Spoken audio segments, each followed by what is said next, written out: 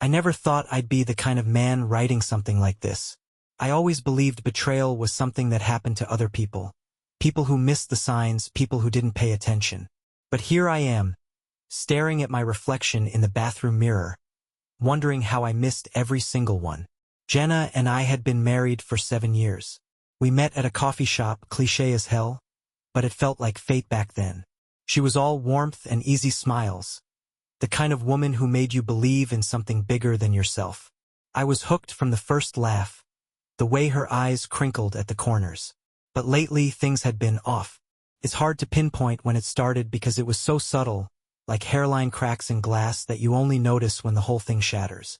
She became distant, wrapped up in work, always claiming she was exhausted or stressed. The little rituals that once held us together, our late-night talks, weekend brunches, even the way she'd reach for my hand without thinking, faded into the background like static. I convinced myself it was normal. Relationships evolve, right? People get busy. Life gets in the way. But there were moments that didn't sit right. Like the time I walked into the kitchen, and she snapped her phone face down so quickly it felt rehearsed. Or how she'd started dressing differently, putting more effort into her appearance on days when she wasn't even leaving the house. The final straw, though, the thing I couldn't ignore, was therapy. We'd started seeing Dr. Adrian Marks, a marriage counselor, when Jenna suggested we needed to reconnect. I thought it was a good idea. Shows how naive I was. I sat in that office week after week, pouring my heart out. I told this man things I'd never admitted to anyone. My fears, my doubts, my vulnerabilities. And all the while, he was smiling politely, nodding thoughtfully, while he was betraying me in the worst way imaginable. But I didn't know that yet. Back then, I was still blind, still trying to fix what I thought was broken. I just didn't realize the rot was already too deep. Looking back, the signs were everywhere. I just didn't want to see them. That's the thing about trust. It's like a house you've lived in for years. You don't notice the creaks in the floorboards or the cracks in the walls because you've grown used to them. You tell yourself everything's fine, even when it's not. Therapy was supposed to help us, and for a while I thought it did. Dr. Adrian Marks had that calm, steady demeanor that made you feel like you were in safe hands. He listened intently, asked the right questions, and offered insights that seemed to peel back layers Jenna and I hadn't touched in years. But there was always something about the way he looked at her. Not overtly inappropriate, just too focused, too interested. I'd catch him watching her when she wasn't speaking, his gaze lingering a second too long. His compliments disguised as professional observations. "Jenna, you're very insightful." Or, "You have a remarkable way of expressing emotions." Things he never said to me. At first, I dismissed it. Paranoia, I thought. Insecurity creeping in because our marriage was already strained. But that doubt festered quietly, like a splinter you can't quite reach. Then there was Jenna. She started looking forward to therapy in a way that didn't make sense. She'd spend extra time getting ready, wearing outfits she never bothered with for me anymore. After our sessions, she'd be distant, not reflective, like someone processing heavy emotions, but distracted, like she was somewhere else entirely. I remember one session in particular. We were talking about communication, and Adrian asked Jenna how she felt about the progress we were making. She smiled, not at me, but at him. A small, private smile. The kind she used to save for me when no one else was looking. That was the moment. Not a confession, not evidence. Just a flicker of something I couldn't unsee. I went home that night, sat in the dark, and stared at nothing for hours. The pieces were all there. I just had to start putting them together. And once I did, I knew I couldn't unmake what was coming. After that session, the doubt planted itself like a weed, growing in the back of my mind, twisting around every memory, every conversation. It was the kind of thing you try to shake off, tell yourself you're overthinking. But once it's there, it grows. I started paying attention in ways I hadn't before. The little things stood out. The way Jenna's phone was suddenly never out of reach. How she smiled at texts she wouldn't let me see. She had passwords on everything now. She used to leave her phone on the nightstand, face up, without a second thought. Now it was always face down, tucked into her purse, even when we were at home. One night, I woke up around 2 a.m. She wasn't in bed. I found her in the living room, sitting in the glow of her phone. She didn't hear me approach. Couldn't sleep, I asked, trying to keep my voice casual. She flinched, just a little, then locked her phone and looked up, her face already slipping into that mask of indifference. "Yeah," she said. "Just scrolling. Go back to bed." I nodded, but I didn't go back to sleep. The next morning, when she left for work, I did something I never thought I'd do. I went through her phone. She changed the password, of course. But people are creatures of habit, and it didn't take me long to guess it, our anniversary date. Ironic. Her messages were clean. Too clean. No suspicious texts, no incriminating photos. But then I checked her email. And that's when I found it. A confirmation for a hotel reservation from 2 weeks prior. Place across town, nothing fancy, just discreet. I stared at the screen, my heart pounding so hard it felt like it might crack my ribs. I wanted to believe there was an explanation. Maybe it was for work. Maybe she booked it for a friend. Maybe, but then I saw the follow-up email. "Thank you for choosing us again. We look forward to your next visit." Again. My hands went cold. I knew. I didn't have concrete proof of who, not yet. But my gut was already screaming the truth I didn't want to hear. It wasn't some stranger. It was him, Dr. Adrian Marks, the man I paid to help save my marriage. And that's when something inside me broke. Not with tears, not with rage, but with clarity. This wasn't going to end with a confrontation. It was going to end with a reckoning. After that morning, everything changed. On the outside, I stayed the same routine, same conversations, same forced smiles. But inside, I was something else entirely. Gone was the man desperate to save his marriage. In his place stood someone colder, sharper, with one purpose: to destroy the illusion both of them thought they'd gotten away with. I didn't confront Jenna. That's what she would have expected. She probably rehearsed her excuses, crafted just the right mix of tears and half-truths to make me doubt myself. But I wasn't going to give her that. I didn't want words. I wanted evidence. And revenge. The first thing I did was buy a small audio recorder. Discreet, easy to hide. I slipped it under the passenger seat of her car one morning while she was in the shower. Jenna was always on her phone when she drove. Always having catch-up calls for work. I figured if anything was going to slip, it'd be when she thought she was alone. Next, I set up a hidden camera in our bedroom. Not for the reasons you'd think. No, this wasn't about catching them in the act. It was about watching her when she thought no one was looking. I needed to see her real face, the one she hid behind that carefully curated mask. And finally, I made an appointment with Dr. Marks. Alone. I told Jenna I wanted to work on myself, that maybe part of our issues were rooted in my own insecurities. She seemed relieved, even supportive. Of course she was. Adrian welcomed me into his office with that same practiced smile, the one I used to find comforting. Now it felt like a taunt. "How have things been since our last session?" he asked, his voice smooth, professional. I leaned back in the chair, pretending to wrestle with my thoughts. "Better," I lied. "Jenna and I are reconnecting. I think therapy's really helping us." He nodded, jotting something down in his notebook, pretending to be invested. I wondered what he was writing. Patient. Clueless. Wife prefers me. I forced a smile. "You know," I added, "it's funny. Jenna says you've really helped her, even outside of these sessions." His pen paused just for a fraction of a second. But it was enough. A crack. "Oh," he replied smoothly, the picture of calm. "I'm glad to hear that. It's always rewarding to see couples making progress." Progress. That word almost made me laugh. I spent the rest of the session feeding him carefully crafted lines, pretending to be vulnerable while studying every flicker of his expression. He didn't give much away. Professionals like him are good at that, but not good enough. By the time I left his office, I had everything I needed to confirm what I already knew. Now it was just a matter of time. And patience. Because revenge isn't something you rush. It's something you savor. A week passed after that session with Adrian. A week of pretending, of playing the part of the oblivious husband while inside. I was quietly unraveling the threads of their secret. Every day, Jenna acted like nothing was wrong. Smiling that same rehearsed smile, asking about my day, even leaving little notes in my lunch like she used to when we first got married. It was almost impressive, the performance she put on.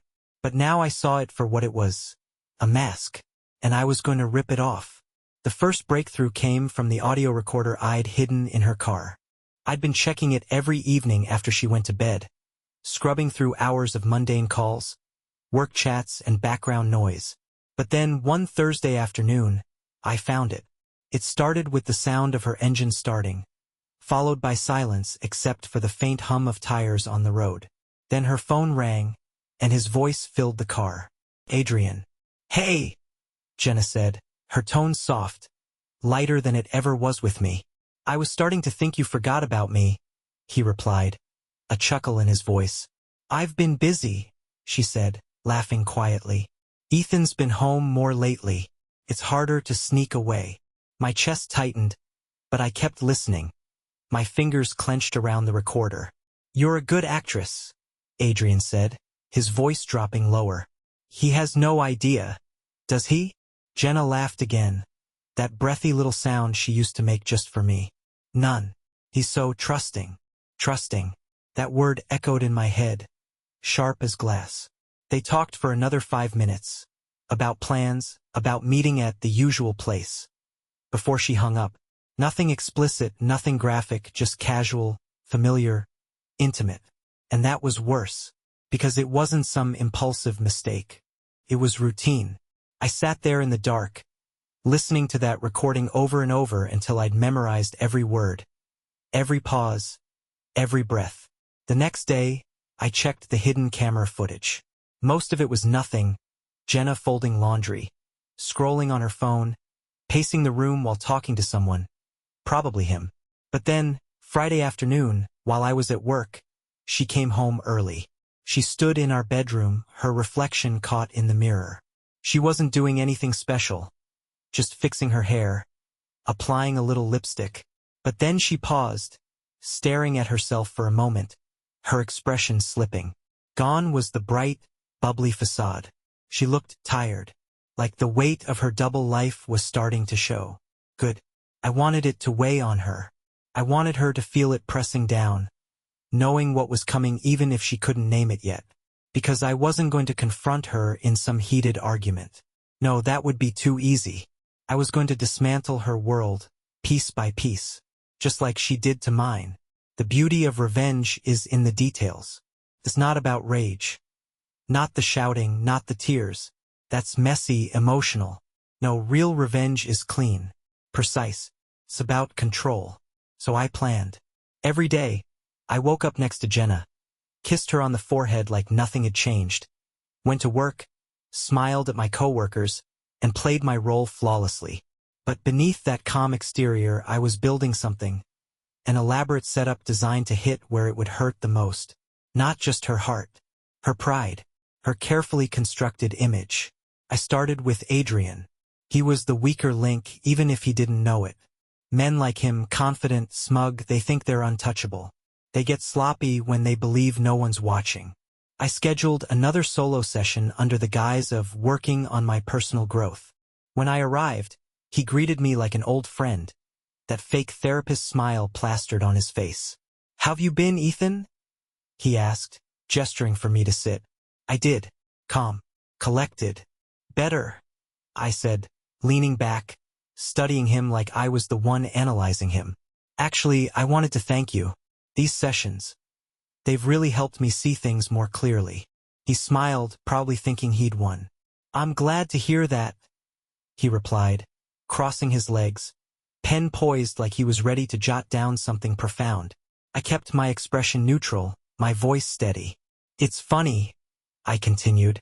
When you really pay attention, you start noticing the little things. Patterns. Changes in behavior. He shifted slightly, just enough for me to catch. A flicker of something, uncertainty, crossed his face, gone as quickly as it appeared. I've been doing a lot of reflection, I said, leaning forward, locking eyes with him. About trust. About betrayal. about how people can look you in the eye and lie without flinching. His pen stilled. I didn't give him time to respond. You ever wonder how people justify that? I asked softly. How they convince themselves it's okay to betray someone who trusts them. His jaw tightened. Barely. But I saw it. I guess, he said finally, forcing a laugh that didn't reach his eyes. Human relationships are complicated. That's why therapy is important, right? To work through those complexities. I smiled. Right? The session ended like any other. Polite goodbyes, empty reassurances. But as I walked out of his office, I knew I'd rattled him. Just enough. And that's all I needed. That evening, Jenna came home, acting like the perfect wife. She asked about my day, laughed at my jokes, even suggested we order from my favorite restaurant. I played along, because I had a plan. And soon, they'd both realize just how dangerous it is to underestimate someone who's been quietly watching. Someone who knows exactly where to hit when it matters most. By now, everything was in motion. All I had to do was give them a little nudge. Just enough to make them slip. The beauty of betrayal is that it thrives in the dark. But once you shine a light on it, it crumbles under its own weight. And that's exactly what I was about to do. I crafted the perfect bait. A weekend work trip. I've got a conference in Chicago, I told Jenna one evening, casually scrolling through my phone as if it were an afterthought. Friday to Sunday. They're packing the schedule, so I'll be pretty tied up. She barely hid her relief. A flicker of it passed over her face before she caught herself, nodding with feigned disappointment. Oh, that's too bad. We could have used a weekend together. Sure we could, I thought. I watched her closely after that. How she moved, how she texted more frequently, how she suddenly seemed more energetic. She thought she had a window, a rare opportunity without the risk of me walking through the door unexpectedly. Exactly what I wanted. Friday arrived, and I packed a small overnight bag, kissed her goodbye like the loving, unsuspecting husband she thought I was, and drove off. But instead of heading to the airport, I circled back, parking a few blocks away. I waited. Hours passed. I watched the house from a distance, the anticipation burning like acid in my chest. Then, just as I'd expected, a familiar car pulled into the driveway, Adrian's. I didn't move. Not yet. Patience. They went inside, and the lights in the bedroom flicked on shortly after. I imagined them laughing, thinking they'd outsmarted me, feeling safe in the walls I paid for. But I wasn't there to catch them in the act. That would have been too easy, too predictable. Instead, I let the night pass. I wanted them to feel comfortable, to believe they'd gotten away with it. The next morning, I returned home. Quietly, carefully. I disabled the hidden camera in the bedroom the night before. Not because I didn't want the footage, but because I wanted them to think there was nothing to worry about. But what they didn't know was that I'd installed another camera. Hidden in plain sight, disguised as a simple smoke detector in the hallway. It captured everything. Adrian sneaking out early, Jenna's disheveled appearance as she peeked through the curtains to make sure the coast was clear. I sat at the kitchen table, scrolling through the footage on my phone as Jenna walked in, still sleepy, wearing the same robe she probably had on when he was there. "Oh, you're back early," she said, feigning surprise. Her voice laced with that fake warmth I'd grown to hate. I smiled. "Yeah. Flight got cancelled." She nodded, walking past me, completely unaware of the storm that was coming, because I wasn't going to confront her yet. Not here. Not like this. I had something much better planned. After that morning, everything felt different. But not in the way you'd expect. I wasn't broken. I wasn't even angry anymore. No, something colder had settled in. Clarity sharp as glass. The old me, the man who trusted, who believed in vows and loyalty, was gone. What was left was someone with a purpose. I didn't say a word to Jenna about Adrian. I acted like the same man she thought she could fool, smiling, making small talk, even planning a date night for the following weekend. She was relaxed, thinking her little performance was flawless. But behind that smile, I was stitching together the final threads of their downfall. I started with Adrian. I did my research, dug into his professional life, found out where he worked outside of his private practice, the committees he was part of, the board he answered to. Men like him build their entire lives on reputation. They wear respectability like armor. And I was going to rip it off piece by piece. I compiled everything, recordings, photos, timestamps. I even had the footage of him sneaking out of my house like a thief. But I wasn't going to just send it to his boss. That would have been too impersonal. Instead, I scheduled a meeting. Ethan Caldwell. I introduced myself to the director of the counseling board when we met in his office. I've been seeing Dr. Adrian Marks for marriage counseling.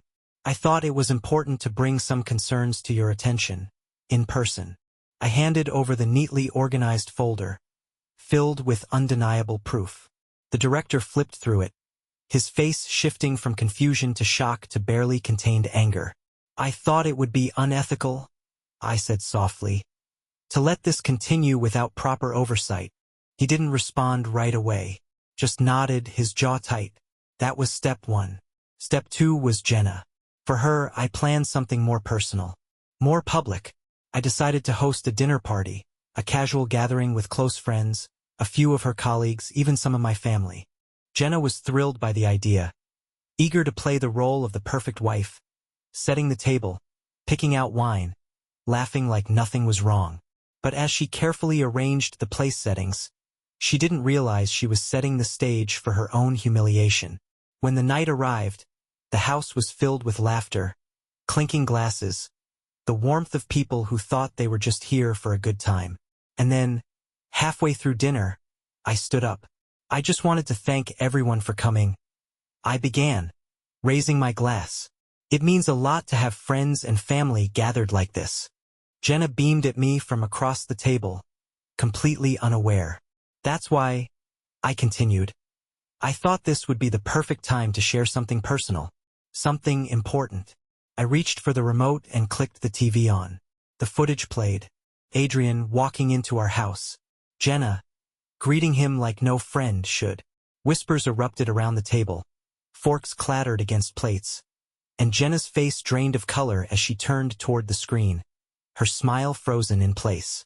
I didn't say a word. I just watched her squirm, the mask slipping, the room closing in on her. And for the first time in months, I felt at peace. But this wasn't the end. Not yet. The room was frozen in that unbearable silence. The kind that doesn't need words because the truth is louder than anything anyone could say. Jenna's face was a masterpiece of unraveling emotions. Confusion, denial, and then the slow creep of realization. Her mouth opened, probably to start some excuse, but nothing came out. I just stood there, letting the footage play for everyone. Adrian slipping out of the house like a coward. Jenna peeking through the blinds, thinking she was safe. When it ended, I clicked the TV off and placed the remote gently on the table. The room was heavy, thick with the weight of what had just unfolded. I looked at Jenna, not with anger.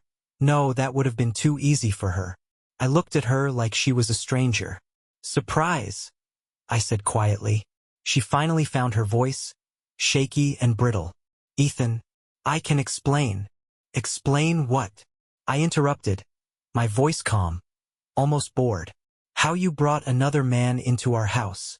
Or how you smiled in my face while lying through your teeth. She stood up so fast her chair scraped against the floor. Her eyes darted around the room, looking for sympathy. But all she met were stunned, judgmental stares. Can we talk privately? She whispered, her voice trembling. Why? I tilted my head slightly. You weren't too concerned about privacy when you were sneaking around. I figured we'd keep the transparency theme going. She stared at me, her face flushing deep red. Not from embarrassment, but from realizing she had no control left. Adrian wasn't there to smooth things over. She was alone. She tried to leave the room, but I wasn't done. Oh, one more thing, I said, reaching into my pocket. I pulled out a small envelope and tossed it onto the table. It slid right in front of her. What's that? She asked, her voice barely audible. Your new life, I replied. Divorce papers. All ready for you to sign. Gasps rippled through the room. Some people looked away, uncomfortable. Others, especially the ones who had suspected something, just sat in stunned silence. Jenna didn't touch the envelope. She just stared at it like it was a grenade. I leaned in slightly, my voice low so only she could hear. You thought you were playing me. But the whole time, I was just letting you dig your own grave. She finally grabbed her purse and stormed out, slamming the door behind her. I stood there for a moment, letting the silence settle again, then turned back to the table. Well, I said, picking up my glass of wine. Who's hungry? Laughter, awkward at first, broke out around the room. And for the first time in a long time it felt real. But this wasn't the end. Not yet. The door slammed behind Jenna with a finality that echoed louder than the betrayal itself.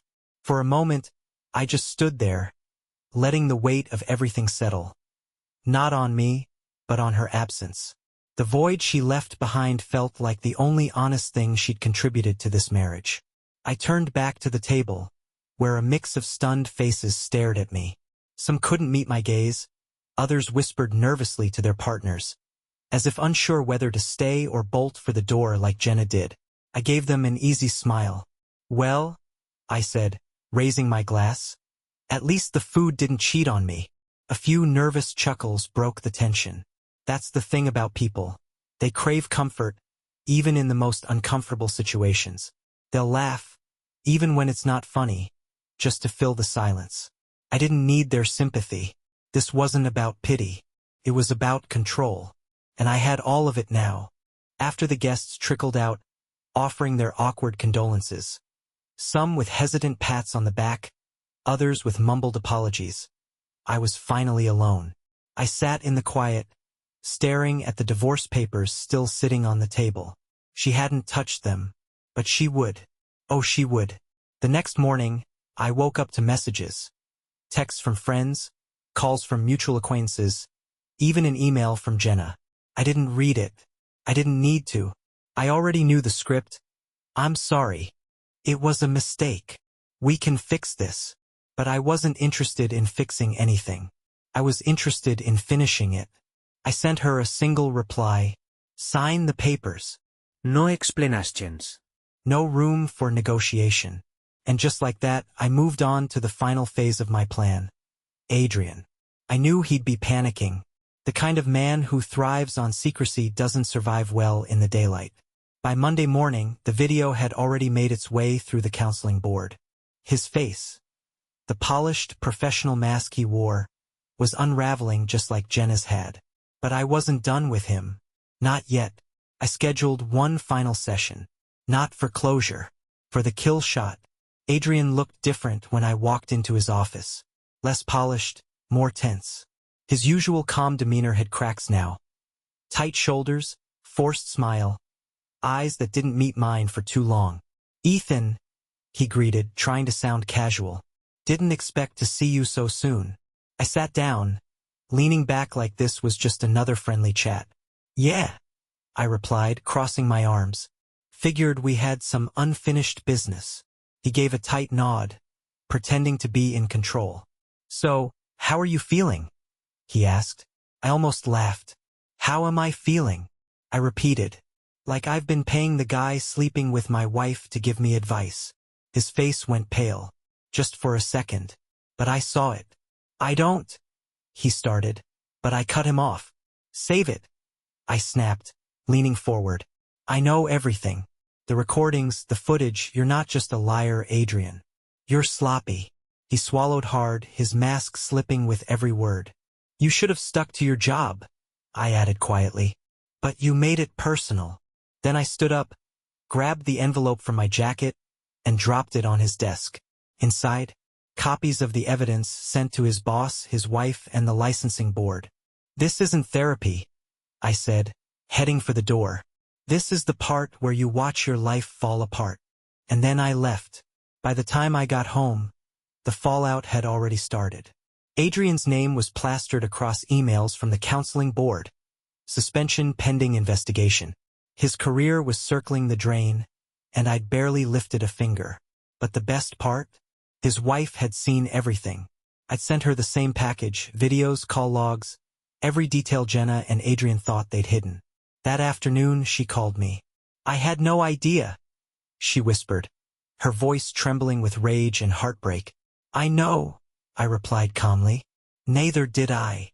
Silence hung between us. Then she said, thank you for showing me the truth. I hung up without another word. This wasn't about gratitude. It was about destruction. And the cracks were spreading fast. 2 days later, Jenna showed up at my door. No call, no text. Just standing there, looking like a ghost of the woman I once knew. Her eyes were swollen, makeup smudged like she hadn't slept. She clutched the divorce papers in one hand, trembling slightly. Ethan, please, she whispered. Can we talk? I leaned against the doorframe, completely calm. Talk about what? Your affair? Or how you thought I'd never find out? Tears welled up, but I felt nothing. She tried to step inside, but I didn't move. I made a mistake, she choked out. I didn't mean for it to go this far. I tilted my head slightly, studying her. That's the thing about mistakes, I said coldly.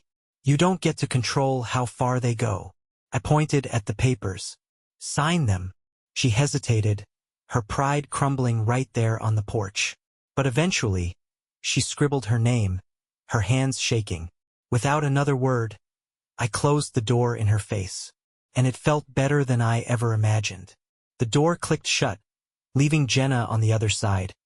Her sobs muffled, fading as I walked away. I didn't look back. I took the signed divorce papers, placed them neatly on my desk, and poured myself a drink. Not to celebrate, this wasn't victory champagne. It was clarity in a glass. Adrian's career was gone. Jenna's perfect image? Shattered. But I wasn't done yet. One final message. I mailed copies of everything to Adrian's professional network, Jenna's office, even mutual friends who thought they knew us. No explanations, just the truth, raw and undeniable. No rumors. No whispers. Just facts. The kind of facts that ruin reputations. By the time I was done, there was nothing left for them to hide behind. Their betrayal wasn't just exposed.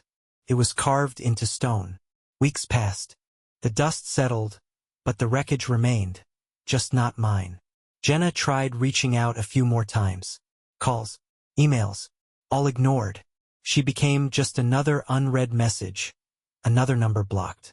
Adrian disappeared from the professional world. License revoked, reputation in ruins. His name carried weight once, now it was just a stain. And me? I was free. Not just from them, but from the version of myself that believed in second chances for people who never deserved first ones. I didn't find closure in revenge. I found it in silence. No more pretending, no more masks, just peace. And that was the real victory.